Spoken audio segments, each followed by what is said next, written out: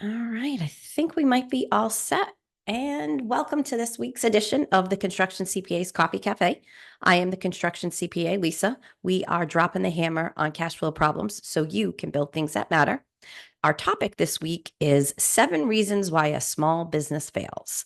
We're getting to that latter part of the year where sometimes things can get shaky for clients. And so let's kind of talk about some of the things and that you may run into, which can be red flags for you that you want to really look at and make sure that you are on top of. Because we, like anyone else, we don't want to see your business fail. So I'm going to give you a little statistic here. And I'm sure you've heard this one before, and I'm reading it. So, according to the US Bureau of Labor Statistics, about 20% of new businesses fail within the first 2 years, and then 45% within 5 years. So, it can be challenging to run a business. I'm hoping that you learn a couple things here with us today to help you out. And if you are kind of teetering on that place, that maybe if you can make some changes, that we can help you out, save your business. So, one of the first things, reason number one is lack of a clear business plan. We find far too often in construction that a lot of times laborers who work for other companies think, oh, I can go off and do this myself, which not that they can't, but sometimes it's just, oh, I'll go off and do it myself and just kind of putting up that shingle and going off and working without a clear plan as to how you're going to do it, how you're going to achieve it, how you're going to bring in revenues, how you're going to pay people, how you're going to pay your materials, things like that. So you really want to create a plan for how you're going to do this. Now, do you have to do a 100-page business plan? No. There are other tools out there. We happen to use a product called Live Plan with our clients, and we help them build out what's called a lean plan. And it's simply going to be a business plan that's built out in usually 4 or 5 pages with some of the key points on it, but really just getting the client to think about how they're going to do the things they need to in their business and really having a plan as to how they're going to achieve whatever the goals are that they have, and having that at a minimum, those quarterly goals of things that you need to achieve to kind of get where you need to go on an annual basis. So you need to have a vision for where you want to go. What goals? What are you going to want to do on an annual basis, on a quarterly basis? What do you need to get done on a monthly basis? And really creating a plan to get you from point A to point B. And I'm sure you've probably heard this, many times. Are you going to get in the car without a map for where it is that you want to go? It's the same idea with the business. You need to create a map. Again, it doesn't have to be a 100-page map, but you've got to create something to help you figure out how you're going to get from point A to point B. So again, as I mentioned, we use a tool called Live Plan. It has a wonderful lean business plan product and built into it. We do budgeting and forecasting with clients, and then we help them build out that front part. But again, who's your target market? How are you going to market to them? Trying to figure out on general what you're going to do for revenues on an annual basis. What are your expenses going to be? It's a very flushed out process, but it gives you something to work off of instead of just kind of getting out there, going and working at your business. You want to have a plan and marching orders. And then as you bring people on, you want to be able to share your plan and your marching orders with those people so that everyone in the boat can be rowing in the same direction to help you achieve your goals. Second is poor financial management. Sadly, we see this far too often. You really need to be doing budgeting from an expense perspective. You want to forecast, what do you expect to do for revenues? What do you need to do for profit margins, especially in construction? What margins do you need to get? What gross margins do you need to get in order to be truly profitable and have that operational profitability? You need to understand how and where your cash is ebbing and flowing. Sadly, in construction, one of the biggest challenges is cash flow.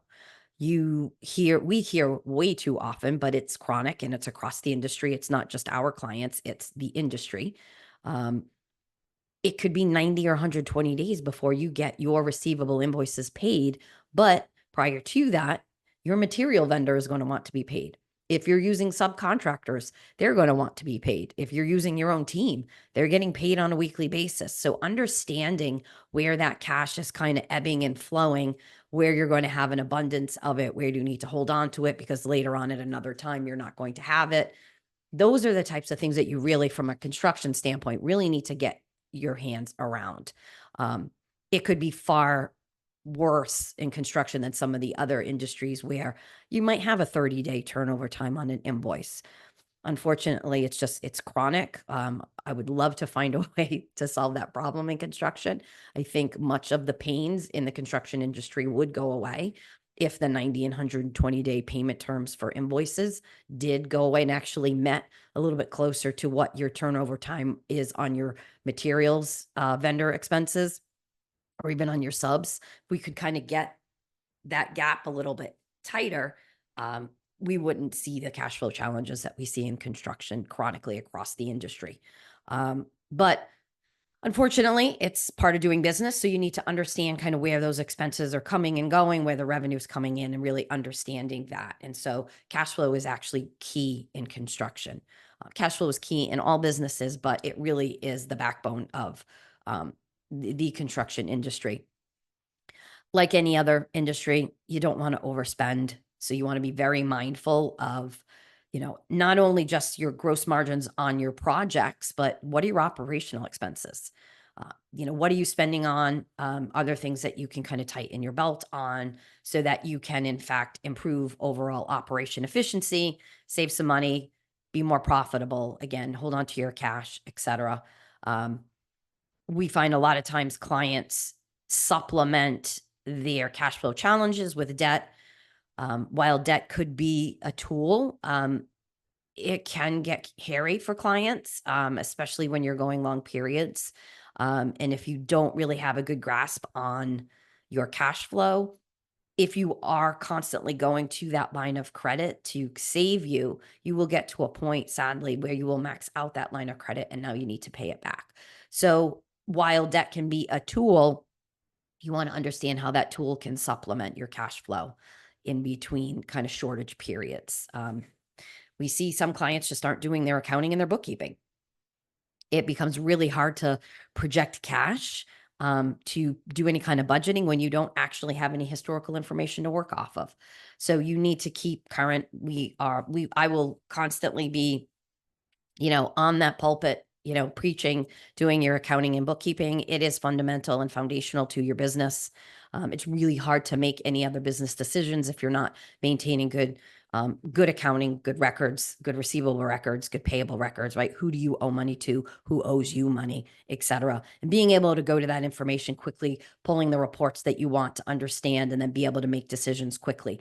If you have to go back and recreate all of that information before you can even make a decision, then again, now it takes you longer and longer to make decisions, which sometimes have to be made very quickly, and so you want to make sure you've got good quality financial information for, again, making all kinds of business decisions, all the way down to, we do tax work. So if we don't know what the status is in your business, it's hard for us to do tax planning or understanding what your tax obligation is going to be if we don't know the status of what's going on in your business.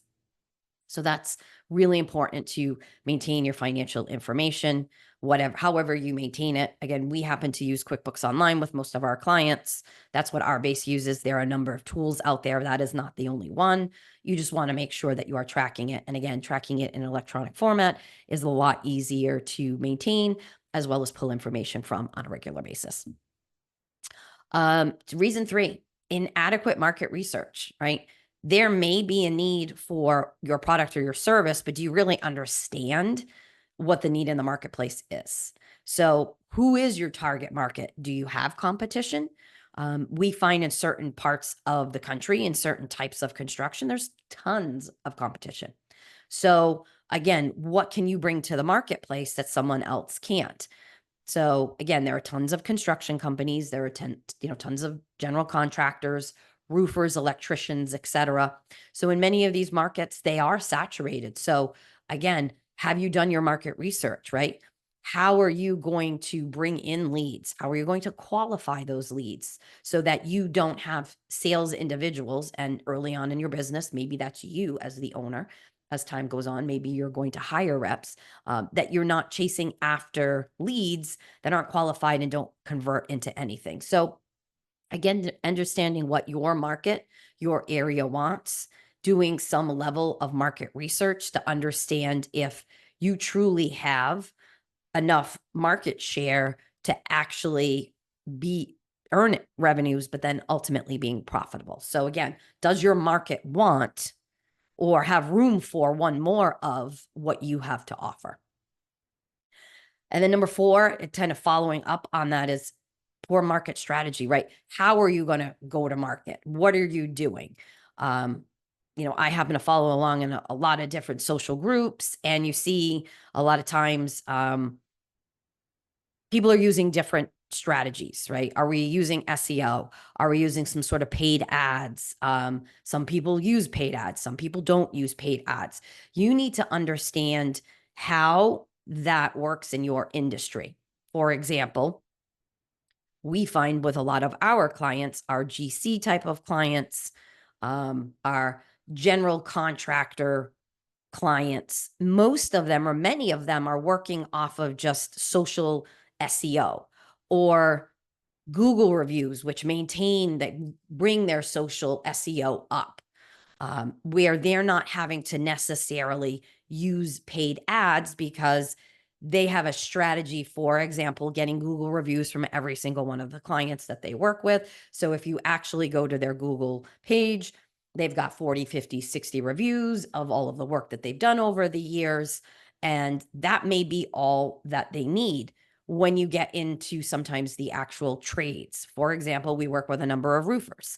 Most of these roofers are utilizing some sort of paid ads strategy. So is that working for you? Understanding what your actual marketing strategy is. I'm going to use paid ads. I'm going to use social media, Facebook ads, Google ads. I'm going to do videos on Instagram. Whatever your strategy is, actually building out a strong strategy and using that strategy and working through it for a period to determine whether or not you are truly getting the results out of it that you need. Sometimes we see clients who actually start to use a strategy, they don't use it long enough and therefore aren't really seeing results. And so they turn off and they go to another one. Now, we are not marketing people. We just see what the clients are spending on marketing and know that in certain areas, for example, again, roofers, we know in most parts of the country, not all, but in many parts of the country, they are utilizing some level of Google ads or they're using Facebook ads in order to drive people to their page to get calls, etc. Again, if you are doing that, you want to ensure that you, in fact, whatever you're spending on it, you're getting the results out of it. You're getting qualified leads out of it, but you need to run that long enough. So, what is your actual market strategy? I'm going to do videos. I'm going to have a YouTube channel. Whatever that happens to be, we're going to knock door to door. Again, whatever your strategy is, you have it built out and that you understand what you're doing and you're consistently using that strategy to determine whether or not it in fact is working, and then making adjustments after you've worked a strategy for a period if in fact you're not getting the results that you need. So again, you need to have a strategy, right? You need to have a marketing plan built out just like your business plan. How are you going to attack the marketing and how are you going to bring those qualified leads in so that you can hopefully convert those into customers?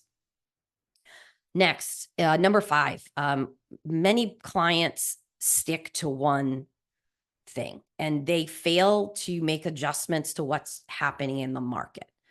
So again, you want to see what are people asking for? What's changing in the marketplace? Should I choose to do something else? And for example, again, we have a number of roofing clients. So what we are starting to see with that is there is an opportunity now for them to not only do roofing, but moving and kind of going tangential to the roofing and getting into the space where they are doing insulation as well as ventilation. So when they're up and they are doing clients' roofs, is there an opportunity for them to improve the insulation in that roofing structure, again, to either keep the heat in or keep the heat out or keep the cool in the summertime and vice versa. And then is that roof area properly ventilated? So that's an area that I'm seeing a number of our clients move in because there is a need. Again, they're already up on the roof. They have kind of a clear eye into something that the customer could potentially need. Again, when it comes to insulation, we have other clients that are doing that. There are most states have some sort of energy efficiency credits in them where you can utilize some sort of state program and have someone come in and do an energy audit and so on and so forth. So now you're starting to see, oh, there are other things that I can do in the market that I can expand on what we're doing. And so we're not just staying here, we're kind of going here a little bit too, because there is an opportunity for us there. So you want to make sure that you're looking at what's going on in the marketplace and can you in fact do additional things or kind of maybe cut off one of the things that you're doing, right? That we just don't make a lot of money on it or it doesn't make sense for us and adapting and saying, okay, well, people are going in this direction. We need to kind of follow this way as well. So you really need to be able to adapt to what's going on in your marketplace. What can you do to make changes to kind of follow, again, your demographic? Where are they going? Oh, well, the demographic is going slightly this way. So, how can we catch up with them and grab that as well? Number 6, poor customer service. This has become a chronic problem across, I think, all industries. Um, we do see it a lot in construction. I've had work done in my own home. So, when no one calls you back, that's a big deal. So, I mean, in construction, the reality is if you can call a customer back in a timely fashion, in many cases, you are winning the war. So, what is it, what processes and procedures do you have in place to ensure that you are, in fact, for example, calling people back in a timely fashion, responding to inquiries in a timely fashion? When they get you on the phone, do they have your attention for 5 or 10 minutes so that they can ask you the questions? That's all part of, and sadly, it's all very much part of your brand, your reputation. If you are known, again, if you're known for calling people back, you're winning the war, especially in construction. Far too often, you hear the stories of, I've called 6 contractors and only one of them called me back. So, again, little things like calling people back, calling in a timely fashion. Um, when you call them back, actually, they have your attention so that you can be focused on them just for that short period. I know we're all super busy. I talk to many of our clients, they are in their trucks, and I completely understand that. But when we're on a call, I need your attention. So when you're on a customer service call, you want to give them your attention because that's a really big part of it. Those are the little things that when someone asks a friend or family member, hey, do you know anyone who can do X, Y, Z? They're like, oh, this guy was great. He called me back. So again, those are little things. Call people back. That's good.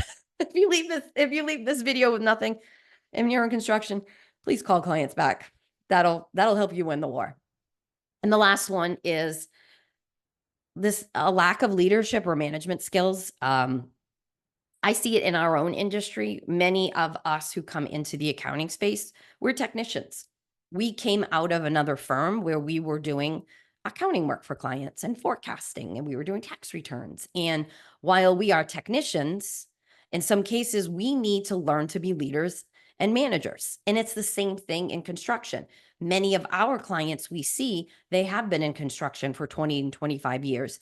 Oh, I worked for someone else for 10 or 15 years and then I went out on my own. And they're very skilled technician, but they need to learn to be good managers and good leaders.